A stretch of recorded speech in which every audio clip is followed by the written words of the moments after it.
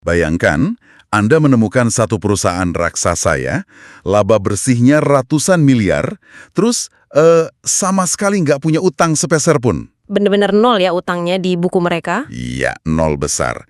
Dan mereka ini rutin banget bagi dividen ke pemegang saham dengan yield sekitar 5,5%. Di atas kertas, logikanya sih saham kayak gini pasti langsung jadi rebutan pasar. Harusnya kan gitu ya. Tapi anehnya, pasar sekarang tuh malah menghargai perusahaan ini seolah-olah ya kayak pabrik batu bata tua yang tinggal nunggu bangkrut aja. Nah, itu anomali murni. Dan kalau kita bicara di pasar modal, anomali itu tempat di mana peluang terbesar bersembunyi. Sekaligus jebakan paling mematikan ya kalau kita salah langkah. Persis. Makanya kita harus bedah ini pelan-pelan. Tepat banget. Coba Anda lihat tanggal di tumpukan laporan yang kita pegang ini. Hari ini tanggal 4 Mei 2026. Dan pasar sepertinya benar-benar salah membaca apa yang lagi terjadi dengan PT Astra Agrolestari Tbk atau yang kodenya AALILI ini. Mereka sepertinya terlalu fokus sama kepanikan jangka pendek sih. Betul. Jadi untuk Anda yang mendengarkan, anggap aja sesi bedah mendalam kita kali ini bukan sekedar obrolan santai biasa. Ini adalah sesi mentoring investasi eksklusif untuk Anda. Ya, kita akan bertindak sebagai mentor Anda hari ini. Kita bakal membedah anatomi saham AALI pakai lensa fundamental, teknikal, bandarmologi, sampai menelusuri rumor yang lagi panas di luar sana. Kita udah kumpulin laporan kuartal pertama 2026, proyeksi iklim, sampai data sentimen retail dari Stockbit. Dan premis utama kita hari ini jelas ya, AALI ini sedang berada di sebuah titik balik atau inflection point yang sangat krusial. Titik balik gimana maksudnya? Jadi gini, perusahaan ini tuh sedang dipaksa bertransisi dari era ekspansi lahan yang lumayan ugal-ugalan di masa lalu menuju era efisiensi dan intensifikasi di lahan yang udah mereka punya sekarang. Oke, mari kita bedah ini. Kalau kita bicara soal lahan, kita kayaknya wajib mulai dari rumor dan sentimen hukum yang belakangan ini bikin pasar panik luar biasa. Kasus denda ke Satgas PKH itu ya? Nah, iya itu dia. Pada Desember 2025 kemarin, kan anak usaha AALI terpaksa bayar denda administratif sebesar 571 miliar rupiah ke Satgas Penertiban Kawasan Hutan. Ini terkait regulasi tata ruang yang berubah. Angka yang sangat masif untuk ukuran denda administratif? Masif banget, 1,5 triliun rupiah menguap gitu aja dari kas. Ini kan jelas menghancurkan arus kas jangka pendek mereka. Gimana ceritanya kejadian kayak gini bisa dilihat sebagai sesuatu yang positif coba? Tentu, kalau cuma pakai kacamata jangka pendek, lihat uang kas keluar 1,5 triliun itu sakit banget. Pasar juga kan awalnya bereaksi negatif di awal 2026 ini. Iya, harga sahamnya sempat tertekan lumayan dalam. Tapi, coba Anda lihat konteks makronya. Ada laporan dari Fast Markets yang mencatat kalau pemerintah sekarang ini lagi agresif banget.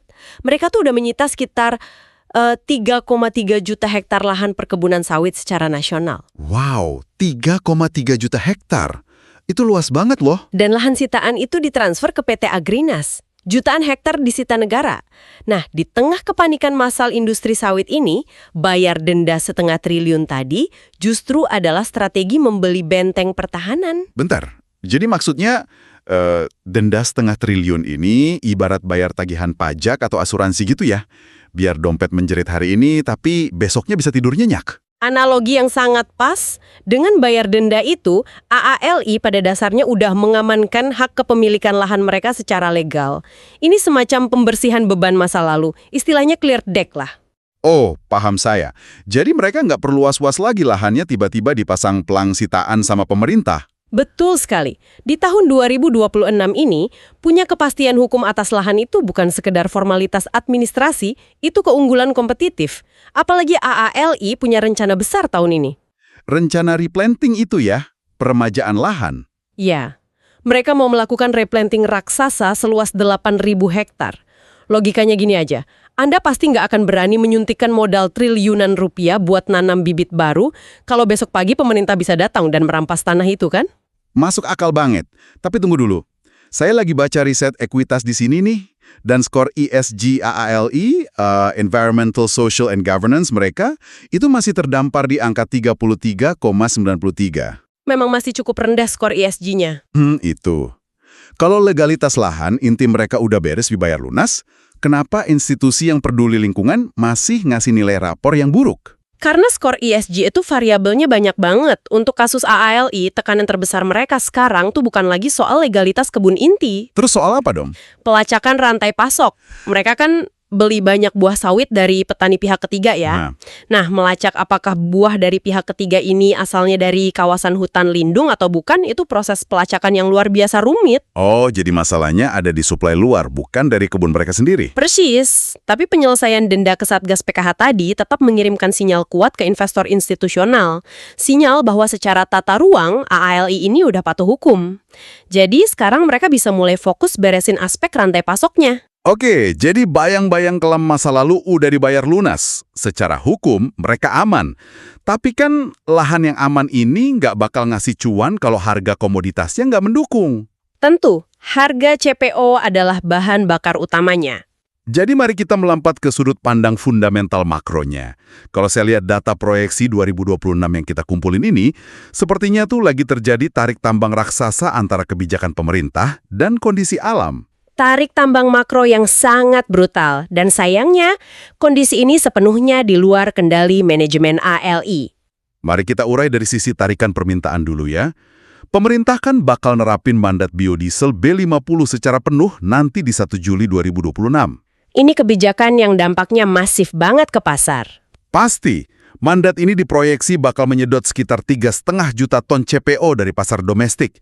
Karena pasokan yang biasanya diekspor ditahan di dalam negeri, harga CPO global tuh diprediksi meroket tajam. Penawaran dan permintaan di seluruh dunia.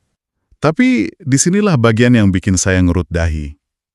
Di saat permintaannya meledak karena B50, kita malah dihadapkan sama ancaman kehancuran pasokan. Ancaman dari sisi iklim ya? Betul. Ini ada laporan agroklimatologi dari Pusat Penelitian Kelapa Sawit. Mereka memprediksi El Nino dan fenomena yang namanya IOD positif bakal menghantam kita di semester 2 2026. Kemarau diprediksi datang lebih awal di bulan April ini, dan durasinya bakal jauh lebih panjang. Cuaca ekstrim emang musuh alami perkebunan. Oh, tolong jelaskan sedikit ke kita, apa sih sebenarnya IOD positif ini? Soalnya kita kan sering ya dengar istilah cuaca dilempar gitu aja di berita saham. Tapi mekanisme fisiknya itu kayak gimana? Oke, jadi IOD positif atau Indian Ocean Dipole Fase positif ini pada dasarnya adalah fenomena anomali suhu permukaan laut. Anomali suhunya seperti apa? Sederhananya gini, air laut di Samudra Hindia sebelah barat yang dekat Afrika sana, itu suhunya jadi lebih hangat. Sementara air di sebelah timur, yaitu dekat perairan Indonesia, justru jadi jauh lebih dingin. Oh, dan kalau airnya dingin, berarti tingkat penguapannya berkurang drastis dong? Tepat, karena penguapan sedikit, awan hujan tuh nggak terbentuk di atas langit Indonesia. Awan-awan itu malah kayak tertarik bergerak menuju ke arah Afrika. Pantesan jadi kemarau ya? Iya, jadi ketika IOD positif ini terjadi barengan sama El Nino, wilayah kebun sawit kita nggak cuma kena kemarau biasa, tapi kemarau ekstrim. Tanah retak, risiko kebakaran hutan naik pesat, dan otomatis rendemen atau kandungan minyak di dalam buah sawitnya menyusut drastis. Wow, pasokan hancur lebur, tapi di sisi lain B50 rakus menyedot stok yang tersisa. Harga sih pasti bakal terbang nggak terkendali. Bentar, ini kan berarti semacam perfect storm atau badai sempurna yang sangat menguntungkan buat produsen hulu kayak Ali dong. Secara teori, ya, ini resep klasik untuk menciptakan siklus super komoditas. Margin perusahaan di hulu bakal meledak, tapi kita harus ingat sama mekanisme pasar domestik kita. Mekanisme yang mana nih? Ada yang namanya crowding out effect atau efek desakan. Gimana tuh cara kerja efek desakan ini di lapangan? Gini, CPO yang harganya lagi meroket ini kan bahan baku untuk dua hal yang saling bersaing. Pertama, buat bahan bakar B50 tadi. Dan kedua, buat minyak goreng di dapur masyarakat. Oh iya, kebutuhan perut ibu-ibu ya? Betul. Nah, subsidi untuk menutupi selisih harga biodiesel itu kan dibayar oleh BPDPKS ya, Badan Pengelola Dana Perkebunan Kelapa Sawit. Kalau harga CPO terlalu tinggi, dana BPDPKS ini bisa cepet banget terkuras habis. Terus kalau subsidinya macet, apa yang terjadi? Kalau subsidi tersendat, produsen jelas bakal lebih milih mengekspor CPO mereka ke luar negeri yang harganya lagi tinggi. Akibatnya, pasokan minyak goreng domestik jadi langka dan harganya ikutan meledak. Wah, bahaya ini. Inflasi minyak goreng kan isu politik yang sensitif banget di negara kita. Sangat sensitif. Makanya, lonjakan harga CPO ini sebenarnya pedang bermata dua. Untung besar buat margin ALI, tapi ngundang resiko intervensi harga dari pemerintah karena ibu-ibu di pasar udah teriak kepanasan. Masuk akal. Tapi mari kita bahas soal pertahanan operasional ALI sendiri. Gimana caranya AALI bisa selamat dari ancaman kemarau panjang El Nino ini? Sumber laporan kita kan menyebutkan mereka pakai teknologi rewetting lahan gambut. Ini tuh cuma sekedar nyemprotin air pakai selang raksasa ke kebun atau gimana? Oh, jauh lebih canggih dari itu. Gini, lahan gambut itu secara alami kan ibarat spons raksasa yang menyimpan air ya. Spons alami ya? Oke. Nah, di masa lalu, perusahaan sawit mengeringkan gambut ini dengan bikin kanal-kanal buatan. Tujuannya biar pohon sawitnya bisa ditanam. Tapi efeknya, pas kemarau, gambut kering ini gampang banget terbakar dan akarnya mati kehausan. Terus teknologi rewetting ini ngerubah cara itu? Ya, teknologi rewetting atau pembasahan kembali ini adalah mekanisme di mana AALI secara sistematis memblokir kanal-kanal pembuangan air tadi. Jadi mereka sengaja menjebak airnya biar tetap di dalam tanah. Betul sekali, mereka mempertahankan tinggi muka air tanah secara artifisial. Jadi pas awan hujannya kabur ke Afrika gara-gara iodi positif tadi, dan kebun konvensional udah pada kering kerontang, akar pohon sawit di lahan gambut AAL ini masih bisa minum. Masih minum dari cadangan air di spons raksasa tadi ya? Tepat. Ini tuh mitigasi biologi yang bikin daya tahan panen mereka jauh lebih stabil dibanding kompetitor-kompetitornya di musim kemarau. Oke, badai makronya udah tergambar sangat jelas. Permintaan meledak, cuaca mengancam, tapi AALI punya sabuk pengaman lewat teknologi lahan gambut. Nah, sekarang kalau saya jadi investor, pertanyaan terpenting buat saya adalah seberapa tebal sih rekening bank mereka buat nahan semua volatilitas ini? Mari kita bedah fundamental mikronya dari laporan kuartal 1 2026. Disinilah anomali valuasi yang kita obrolin di awal tadi mulai kelihatan makin gak masuk akal. Benar-benar nggak masuk akal. Saya lihat angkanya di sini, laba bersih mereka melesat tajam 34,8% secara tahunan, jadi 373,4 miliar rupiah. Pendapatannya juga solid banget, naik 6,8%, jadi 7,5 triliun rupiah. Marginnya juga membaik kan? Iya, net profit margin atau NPM mereka naik dari 3,9% jadi 5%. Dan ini bagian favorit saya nih. Pada akhir 2025 kemarin, perusahaan melaporin zero debt, nol utang berbunga. Di industri padat modal kayak perkebunan sawit, bisa nol utang itu gila sih. Punya neraca sebersih itu jelas ngasih mereka fleksibilitas kas yang luar biasa. Mereka jadi benar-benar kebal terhadap risiko kenaikan suku bunga dari bank sentral. Belum lagi mereka rajin banget bagi-bagi uang tunai ke pemegang saham. Total dividen untuk tahun buku 2025 itu Rp458 per saham. Dividen finalnya aja Rp335, yang baru aja lewat ex-date di 24 April kemarin dan bakal cair di 13 Mei 2026 ini. Yieldnya lumayan besar kan itu? Iya, yieldnya sekitar 59%. Tapi anehnya, dengan semua kesehatan finansial yang super prima ini, valuasi ALI kok didiskon habis-habisan. Valuasinya memang sangat tertekan saat ini. Bayangin aja, price to book value atau PBV-nya cuma 0,65 kali. Padahal rata-rata sektornya itu ada di 1,96 kali. PR rasionya juga cuma di kisaran 10 kali. Kenapa sih pasar ngehukum perusahaan tanpa utang ini sedalam itu? Apalagi kalau kita bandingin sama emiten sejenis kayak TAPJ atau DSNG. Jawaban untuk teka-teki itu sebenarnya bukan ada di ilmu keuangan, tapi di ilmu biologi. Biologi hubungannya apa sama valuasi saham? Kita harus kembali ke profil biologis aset mereka. Coba Anda perhatikan laporan ekuitasnya lebih dalam. Profit margin operasional AALI saat ini tuh bertengger di angka 7,77%. Oke, 7,77%. Terus? Sekarang bandingkan dengan rata-rata kompetitor sekelasnya, TAPG misalnya, margin operasional mereka bisa tembus 15,5%. Hampir 2 kali lipat lebih efisien kerjanya TAPG ini. Loh, kenapa bisa beda sejauh itu? Bukannya bibit sawitnya kurang lebih sama aja. Dan tadi katanya ALI punya teknologi lahan yang bagus. Kok biaya operasional ALI bisa jauh lebih bengkak? Kuncinya ada di usia pohon. Sebagian besar pohon kelapa sawit di area perkebunan inti AALI itu usianya udah sangat tua. Mereka udah ngelewatin masa puncak produktivitasnya yang biasanya tuh ada di rentang umur 10-18 tahun. Bentar, saya butuh penjelasan teknis yang praktis soal ini. Namanya pohon kan tetap aja pohon ya. Gimana ceritanya bertambahnya usia sebatang pohon bisa langsung ngehancurin profit margin sebuah perusahaan raksasa? Mari kita bayangin proses panen di lapangan. Pohon sawit yang usianya udah di atas 20 tahun itu, nggak cuma produksi tandan buahnya yang makin sedikit, tapi batangnya juga udah tumbuh sangat menjulang tinggi. Tingginya bisa sampai seberapa tuh? Bisa mencapai 15 meter lebih. Nah, coba Anda bayangkan, harus manen buah berduri seberat puluhan kilo dari ketinggian 15 meter. Pekerja udah nggak bisa lagi pakai alat panen standar yang biasa. Berarti butuh alat khusus ya? Iya, butuh alat panen galah yang sangat panjang.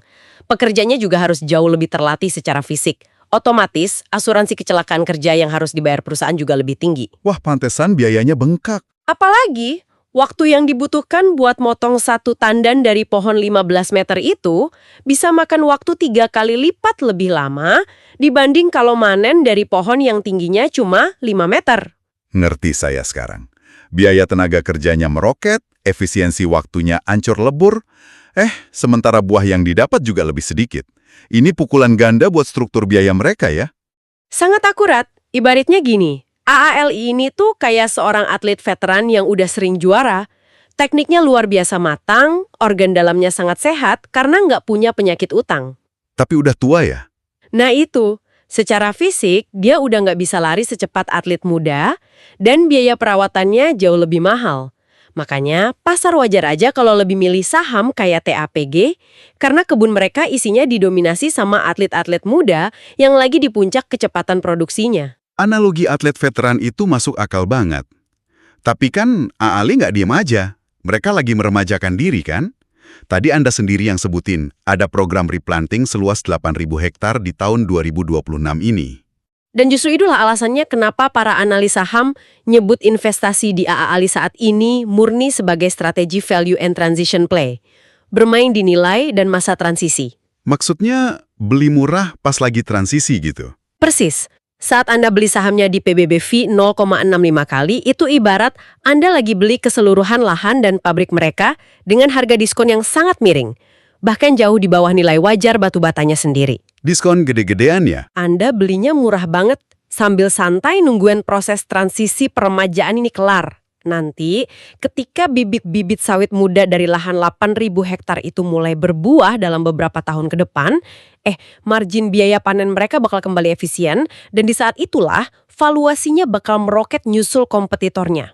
Berarti ini tuh permainan kesabaran tingkat dewa ya? Kita benar-benar nungguin pohon tumbuh secara harfiah. Untungnya, kita dibayar buat nunggu lewat yield dividen 5,5% tiap tahun tadi. Dividen itu semacam kompensasi untuk waktu tunggu Anda. Oke, gambaran fundamental jangka panjangnya udah clear banget. Sekarang, untuk Anda para investor retail atau trader, pemahaman fundamental yang sehebat apapun tuh nggak bakal ada gunanya kalau kita nggak tahu kemana uang besar alias smart money lagi bergerak. Saatnya masuk ke ranah bandarmologi dan teknikal. Betul. Mari kita bedah pergerakan layarnya. Harga AALI saat ini lagi tertahan di level Rp8.225. Kalau kita lihat data dari platform semacam Stockbit ya, sentimen retail tuh kelihatannya masih meraba-raba momentum, belum terlalu agresif. Iya sih. Kebanyakan analis technical retail tuh nyaranin strategi buy on weakness di area support 8.200 sampai 8.250. Mereka ngandelin grafik teknikal di mana harga berhasil reject atau nolak turun dari level support dan sekarang ngebentuk pola yang namanya bullish engulfing candlestick. Pola klasik yang cukup dipercaya sama trader. Tapi jujur aja nih, kadang kita suka terjebak sama jargon-jargon teknikal yang rumit. Apa sih sebenarnya psikologi pasar yang terjadi di balik layar dari pola bullish engulfing ini? Gini, candlestick itu pada dasarnya cuma jejak kaki dari emosi manusia aja. Pola bullish engulfing ini terjadi ketika pada hari pertama para penjual menguasai pasar dan nekan harga turun karena pesimis. Penjual lagi panik buang barang ya? Ya, tapi di hari berikutnya tiba-tiba ada ledakan optimisme dari para pembeli. Belinya tuh masif banget, sampai-sampai pergerakan harga naik di hari itu secara penuh nelan atau engulf pergerakan turun dari hari sebelumnya. Oh, langsung dilibas habis gitu ya penurunannya? Persis. Secara psikologis, ini tuh momen di mana kepanikan para penjual dihajar habis sama yakinan pembeli kalau harganya ini udah kemurahan. Ini indikasi kuat adanya pergantian tren. Dari yang tadinya turun, jadi berbalik naik. Pantesan pada berani masuk. Target cuan jangka pendeknya dipatok di mana tuh biasanya? Kalau ngikutin pola ini, target profit jangka pendeknya biasanya ada di kisaran resisten 8.450 sampai 8.500. Indikasi teknikalnya positif banget ya. Tapi ada satu hal di struktur kepemilikan saham mereka yang bikin saya agak parno. Ini murni bicara bandarmologi nih. Astra International atau ASII, sang induk usaha, kan megang kendali mayoritas mutlak sebesar 79,7% saham AALI. Iya, porsinya sangat dominan. Artinya saham yang bebas diperdagangkan di pasar publik alias free float-nya itu kecil banget dong, cuma sisa 20%-an. Memang free float-nya relatif tipis. Nah, pertanyaan saya, dengan suplai saham publik yang sekecil itu, bukankah harganya jadi sangat gampang diombang-ambingkan sama institusi raksasa? Bukannya investor retail yang main pakai pola bullish engulfing tadi itu rawan banget cuma jadi korban injak-injak di tengah perkelahian gajah? Apakah gampang dimanipulasi secara jangka pendek? Ya, volatilitasnya bisa sangat liar. Tapi coba Anda ubah sudut pandangnya pakai analogi bus penumpang. Analogi bus gimana tuh maksudnya? Saham yang kepemilikannya sangat terkonsentrasi di satu induk raksasa kayak gini, ibarat bus pariwisata yang besar. Retail itu cuma penumpang biasa yang numpang duduk di dalam bus. Anda kan sama sekali nggak pegang kendali setirnya kan? Iya, boro-boro pegang setir, tahu mesinnya aja nggak? Nah, tapi kalau Anda tahu persis siapa supirnya, dan Anda tahu kemana tujuan si supir ini pengen bawa busnya pergi, jadi penumpang tuh justru posisi yang paling aman dan enak. Anda tinggal duduk manis aja ngikutin rutenya. Masuk akal. Terus pertanyaannya, kalau retail ini cuma sekedar numpang, sinyal apa sih yang lagi dikasih sama sang supir utama kita, si grup Astra ini? Sinyalnya luar biasa terang-terangan sih. Grup Astra, lewat ASII dan anak usahanya United Tractors, itu baru aja ngumumin program buyback. Beli balik sahamnya dari pasar. Iya. Dan angkanya nggak main-main loh. Mereka ngalokasiin total dana sampai 4 triliun rupiah untuk buyback saham grup mereka, yang bakal jalan terus sampai pertengahan 2026 nanti. Bentar, 4 triliun? Gede banget itu. Kenapa perusahaan raksasa tiba-tiba mau ngebakar kas triliunan cuma buat beli sahamnya sendiri? Apalagi di tengah pasar yang lagi nggak menentu gini. Jawabannya simpel. Karena manajemen yang megang buku catatannya. Mereka tahu persis luar dalam perusahaannya, dan mereka sadar kalau harga saham di pasar sekarang tuh benar-benar nggak masuk akal murahnya. Jadi mereka ngelihat diskonnya sebagai peluang. Betul. Ketika ada manajemen yang rela bakar kas triliunan buat memborong sahamnya sendiri, itu adalah bentuk deklarasi kepercayaan diri yang absolut. Semacam ngasih pesan menohok ke pasar ya. Pesan yang sangat jelas, mereka ibarat ngomong gini ke pasar, Anda nggak mau ngehargain aset kita yang nol utang ini dengan layak, ya udah nggak apa-apa, kita bakal borong sendiri aja sahamnya. Toh kita tahu valuasinya emang kemurahan. Wow, buat investor retail, ngelihat institusi pengendali turun gunung, nyapu bersih saham di harga diskon tuh, ibarat dikasih bantalan psikologis terkuat ya. Validasi nyata buat analisis value investing kita. Sangat memvalidasi. Jadi PBG 0,65 kali itu bukan cuma sekedar angka diskon di atas kertas, tapi supir busnya sendiri emang lagi ikutan turun tangan buat ngeborong tiket busnya yang lagi salah harga. Super sekali insight-nya. Oke, mari kita rangkum sesi mentoring investasi hari ini buat Anda yang udah setia dengerin dari tadi. Silakan ditarik benang merahnya. Berdasarkan semua tumpukan data yang udah kita obrolin tadi, AELIL ini sejatinya adalah raksasa perkebunan tanpa beban utang sama sekali.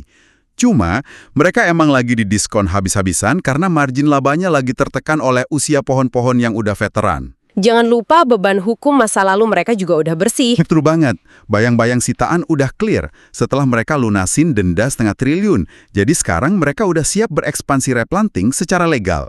Kalau dari kacamata makro, kita tinggal nunggu tarikan raksasa dari mandat biodiesel B50 yang siap nerbangin harga CPO global. Tapi kembali lagi, investasi di sini butuh kesabaran ekstra. Pasti. Anda ini kan lagi megang saham atlet veteran yang lagi masuk masa pelatihan ulang. Ditambah lagi, perusahaan juga harus kuat nahan ujian fisik dari ancaman kemarau ekstrim El Nino di akhir 2026.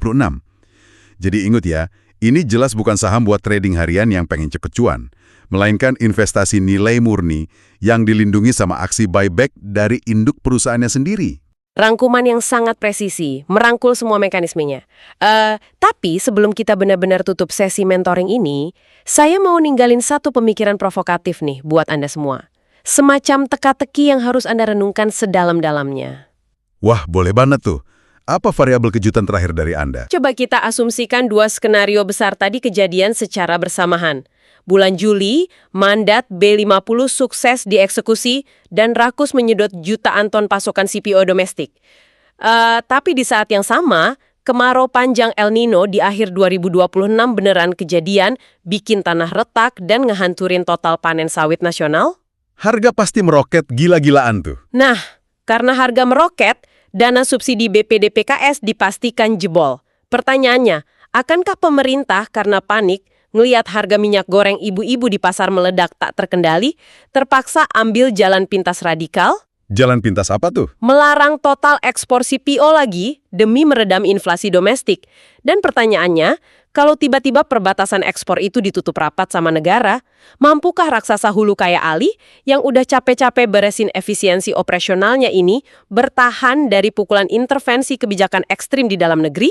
Wow, itu sebuah realita yang bikin kita mau nggak mau harus mikir ulang ya. Badai cuaca kayak El Nino mungkin masih bisa diakali pakai teknologi rewetting lahan gambut. Tapi badai kebijakan politik, wah itu ceritanya udah sama sekali berbeda. Tugas Anda sekarang adalah ngelihat kembali portofolio investasi Anda, coba ukur toleransi resiko Anda terhadap intervensi kebijakan semacam itu, dan yang paling penting, teruslah menggali informasi. Sampai jumpa di sesi bedah mendalam investasi kita berikutnya.